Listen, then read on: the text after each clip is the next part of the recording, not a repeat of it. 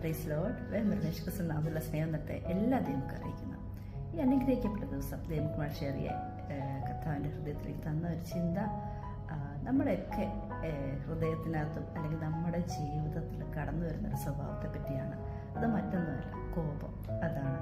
കാരണം പലപ്പോഴും നമ്മുടെ ജീവിതത്തിലെ സമാധാനവും സന്തോഷവും പലവിധമായ ആത്മീയ സന്തോഷങ്ങളൊക്കെ നശിപ്പിക്കുന്ന ഒരു സ്വഭാവമാണ് ഈ കോപം എന്നുള്ളത്.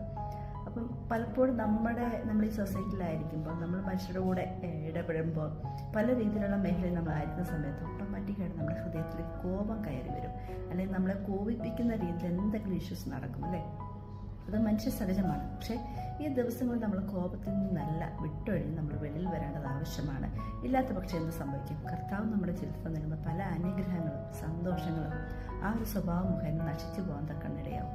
അപ്പം നമ്മൾ എന്താ ചെയ്യേണ്ടതെന്ന് ചോദിച്ചാൽ, ഈ ദിവസങ്ങളിൽ കർത്താവിനോട് ഫസ്റ്റ് പ്രാർത്ഥിക്കുക. ദൈവമേ, കോപം എന്നൊരു സ്വഭാവം എന്നിൽ നിന്ന് പൂർണ്ണമായിട്ട് മാറി അപ്പൻ്റെ സന്തോഷത്തിലും സമാധാനത്തിലും ഞാനായിരിക്കാൻ തക്കണം എന്നെ ഇടയാക്കണമെന്ന് ഫസ്റ്റ് പ്രാർത്ഥിക്കുക.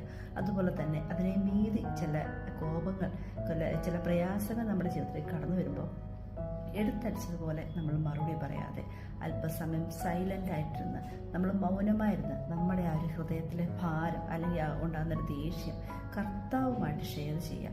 അതിനുശേഷം നമ്മൾ അതിന് തക്കതായിട്ട് അല്ലെങ്കിൽ ആ സമയത്ത് എന്ത് മറുപടി അവർക്ക് റിപ്ലൈ കൊടുക്കണമോ അത് അല്പസമയം ഗ്യാപ്പ് ഇട്ടതിന് ശേഷം മാത്രം കൊടുക്കുക.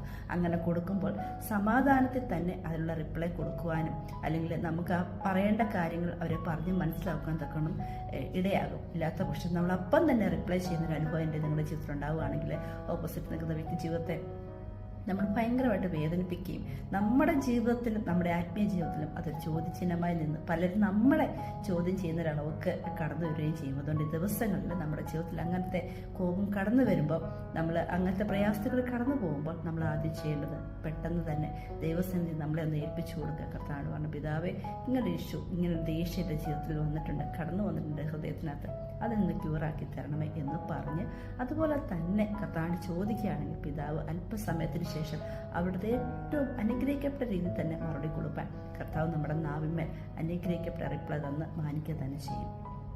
ഈ ഒരു അനുഗ്രഹിക്കപ്പെട്ട ദിവസം എല്ലാവർക്കും നല്ല ദിവസം ബ്ലെസ് ചെയ്തുകൊണ്ട് ഞാൻ ചെറിയ ചിന്തയിൽ നിന്ന് വിരമിക്കുന്നു. God bless you all.